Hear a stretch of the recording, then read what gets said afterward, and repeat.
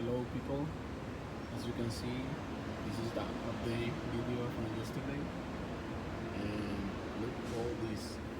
This is just the things you have to remove to get in there.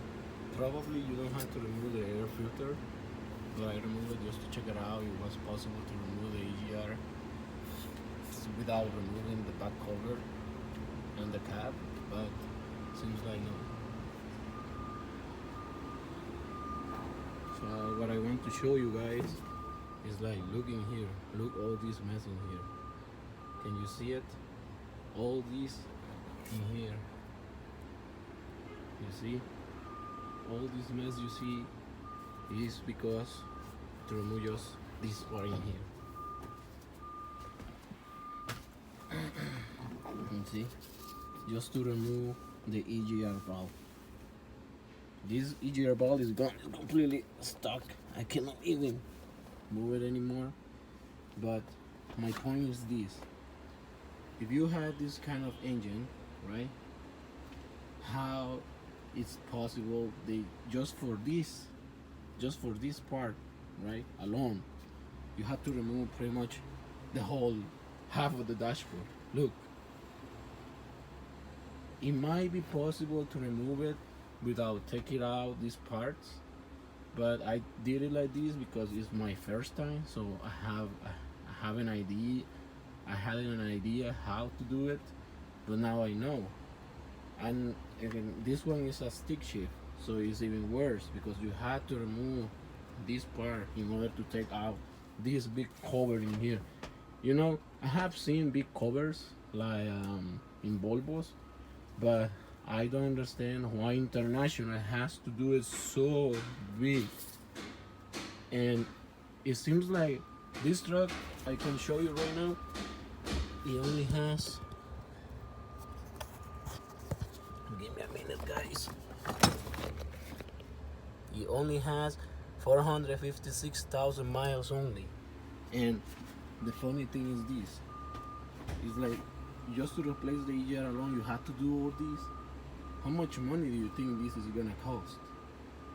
So if you're an owner operator of this truck, man, you are really in troubles if you're having problems with this thing.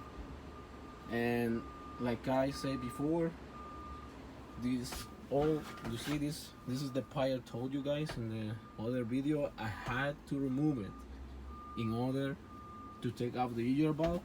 And what it's really funny is like, let me see, there's another, you see this pipe in here, this one, it goes in here, exactly in here. And yesterday we were trying to remove this bowl from here, and it was stuck. And as you can see, we had to cut it. We didn't have a choice more than cut it. So as I told you guys before, this engine is not tech friendly, is not owners operator friendly. So definitely is the worst EGR I have ever removed it. And even I had to remove the seat from the right hand side, which is wild, like really. Since when you have to remove the seat to take out the EGR, wow, that's really funny. And as you can see right now, you can take a closer look. This bowl in here was the one that gives me trouble because it was really rusty. And this pipe, I want to remove it, but as you can see, way over there, it goes to the manifold itself. So I tried to remove the bolts, but they were really stuck on it. So I didn't do anything because I don't want to mess around with the exhaust manifold. You see how painful it is to remove it just from this view. Look. So EGR cooler, same story, hard to remove it. And as I told you, I don't know, I'm gonna do another video once I'm done with all this mess in here. And this truck has a EGR issues. The EGR stopped, it didn't move anymore, so the check engine light is gonna pop up every single time. So we'll see what happened, guys. Thanks for watching, and I'll see you in my next video. Bye.